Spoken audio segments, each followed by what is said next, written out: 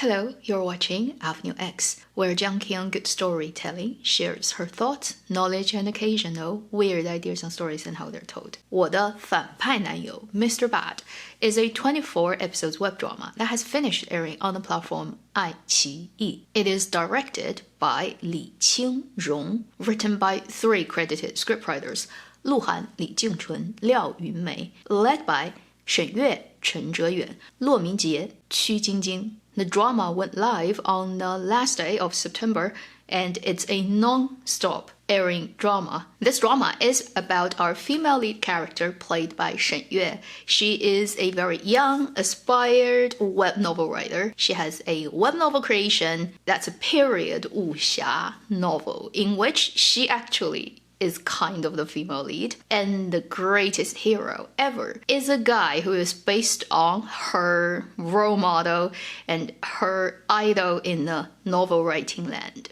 In the drama, played by the actor Luo Mingjie, and you need an anti-hero. So in the book, that character is called Xiao Wudi, and that is Chen Zheyuan's character. For some unknown reason that initially you're not going to find out until the very end of the drama, one day her fictional creation, the bad guy, the anti-hero, somehow materialized in her world and creates a lot of drama and mess and love and bubbles. So this is another very common drama type in Asian drama land, the 穿越 story. There are different types of 穿越, such as time traveling, such as spiritual traveling into other bodies, and this version is fictional reality to reality. Longtime viewers of Dramaland, you are very familiar with this type of story. I have watched all 24 episodes of the drama. I'll give it because I don't do really decimals, so I'll call it a 1 gold mine drama, but it's a high 1 gold mine. It's probably like 1.5, 1.6, but really not getting to 2 gold mine for me, so it's in between that. Let me first talk about the good things about this drama.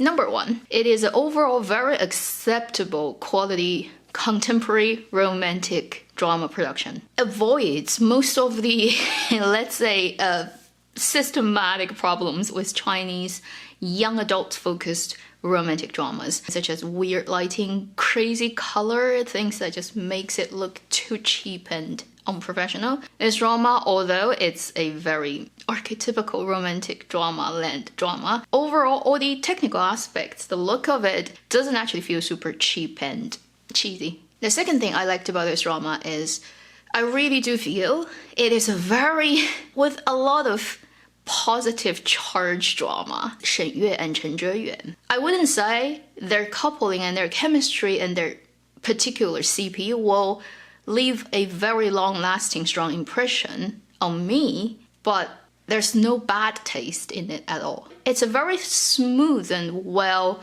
worked out coupling. I think both of them did a really good job of making the relationship fun and relaxed when they are acting pretty much throughout the whole drama, even under circumstances that's highly dramatic and definitely not realistic. Still though, from day to day life they have, it feels like 2 real person. I am not a fan of either of them in terms of like I just really like looking at them, but while I was watching this, I have the feeling of me being the aunt of the family looking at the next generation, and I'm just like, yeah, cute. I like to buy you presents when you get married. That's how I feel about this coupling. So it's not like I'd dream about them, but while I was watching, I'm smiling most of the time. So I think that's a pretty successful result for a contemporary drama like this. I also like the mother character, played by Dong Xuan. The mother and daughter relationship in this drama is also quite lovely. The third thing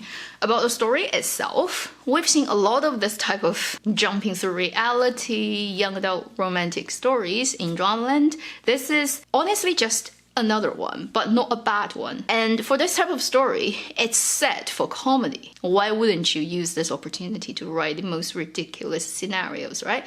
So you're gonna see those in this drama. This drama has its own kind of rhythm and type of comedy that's unique to itself. I wouldn't spoil it for you, but there are a couple of moments in this drama where the comedy comes from places you really don't see. And when it suddenly happens, I remember I was like frozen for a moment and then burst with laughter. If you are looking for comedy in this type of drama, you're gonna get it. Okay, this is a romantic comedy drama. I'm not saying it's the best, funniest drama of its kind, but it's good enough. Then I really have to emphasize that compared to every other drama I've seen recently, that's contemporary Chinese romantic drama, this one has done a better job at dealing with the relationship between the main couple and the second lead couple. The thing that I think it has done better than See You Again, than Little Forest, is first, these two people's story on its own is interesting enough, and their characters are clearly defined and distinctive, and their conflict and the things that's stopping or making them work together is unique enough. And then the two actors are very well casted for the type of character that's on paper, so you have no problem of believing they are who they are. And then they do integrate with the main lead couple better than the other ones that I consider to be a failure. Although I wouldn't say this is masterpiece writing, at least it doesn't offend me. While I was watching this drama, there are actually a couple of scenes and points where it's the story between, say, the female lead and the male second. That's actually quite nice to watch and interesting, engaging, and don't feel like you're wasting my life. You really reach the conclusion by comparison. So if you've been suffering from a couple of other dramas recently where you just want to kick the scriptwriter in the ass and say, stop writing about uninteresting second lead couple, this drama has done it much better. I also actually really like how they explained why at the end of the drama, close to the end of the drama, that the male character materialized. Who actually called him in? What's his purpose? Why did he come into reality? How do you resolve that problem of the classic, once you time travel or space travel, whatever, can you stay here? Do you have to go back? This is a happy drama, okay? It doesn't have any bad things at the end. But why it happened and what it involves a story within the story type of situation, and it's actually a really lovely way resolving that thing. It's like drinking hot chocolate and eat marshmallow on a winter day. I had a lot of fun watching this drama. It really relaxes you. There's very little pain and pressure while you watch this drama psychologically. And that could be also, in a way, a problem. So let me talk about two things mainly. Basically why I didn't rate it even higher. Number one, this is a too sweet drama for my liking, but it's a very personal thing. There's nothing wrong with having a drama that's pretty much overall all happy from beginning to the end. But for romantic drama, to make me remember this CP or this story longer, over time, I've realized, at least for me, it needs to be a balance between sweet and sour, between happy and sad, between sugar, and then broken glass. It is a 60% sweet and 40% broken glass would be the ideal mixture where I don't suffer too much, but I remember them a year later, 2 years later, 3 years later. Whereas if it's like 80% sugar, or like 90% sugar and 10% broken glass, which pretty much is this drama, I'm gonna forget about it, I know, very, very soon. Also with very little painful moments and hardly really any moments where their relationship is under threat, like serious threat, the heart-wrenching part of any good romantic stories, it doesn't have that to contrast the sweet moments and the earned happiness. So you feel it's very much like the stone that skid across the pond and it just keeps skidding, right? It never sinks down. If actually that's what you like, then it's a positive thing for you. But for me, I'm like, yeah, okay, I've spent the time watching this drama, but I know I'm gonna forget about it very soon. The second thing about this drama is,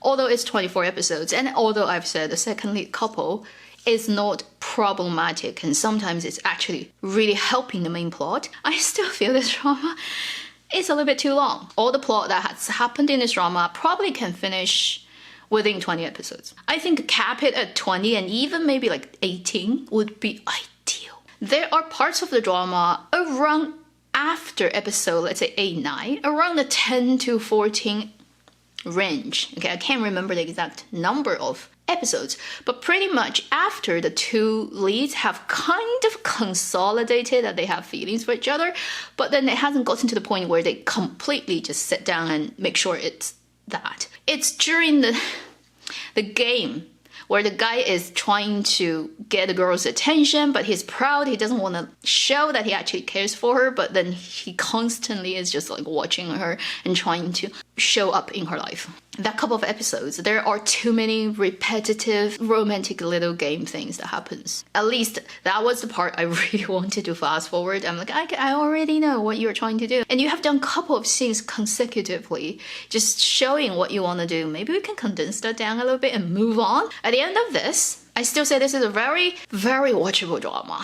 I really went into this drama initially just trying to see. A couple of years later, after Dear Ancestor, which was also an iQIYI drama, which was also played by Chen Zheyuan as a lead, which was also a 穿越 story.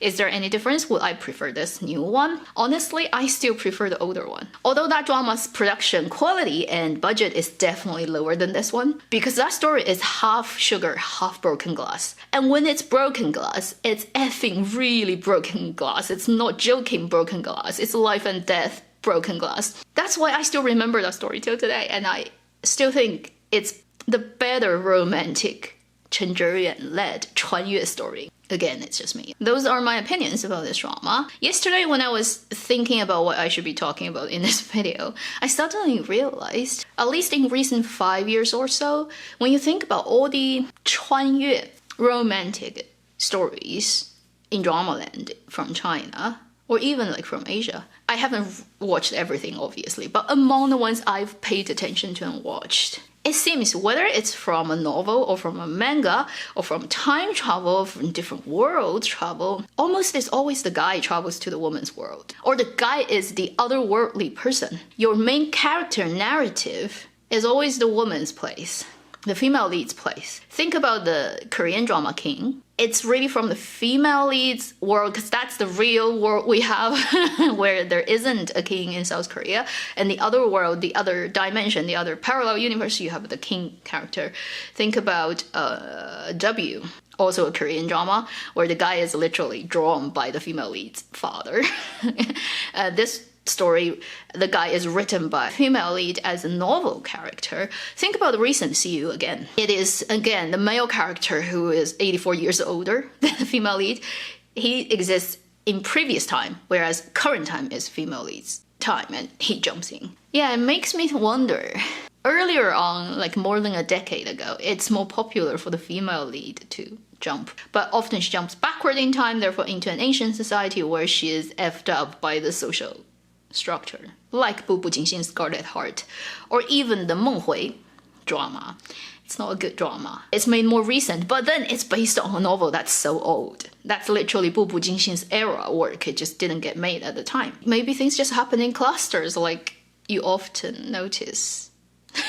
So, if you actually have similar dramas from wherever you are you've watched in recent years, I wonder what it's like. Is it always the guy who is the otherworldly person who enters the girl's life? Would be nice to see something that switches it around or mess it up or completely go crazy with it. It's a genre that's funny. It's easy to set up comedy and extreme dramatic situation with, but it's also very easy to get it very old and stale. It's like, I've played every trick I can, now what situation. Anyway, that's a little bit thought at the end of this review. Thank you for watching Avenue X. I'll see you in my next video. Meanwhile, live long and happy drama watching.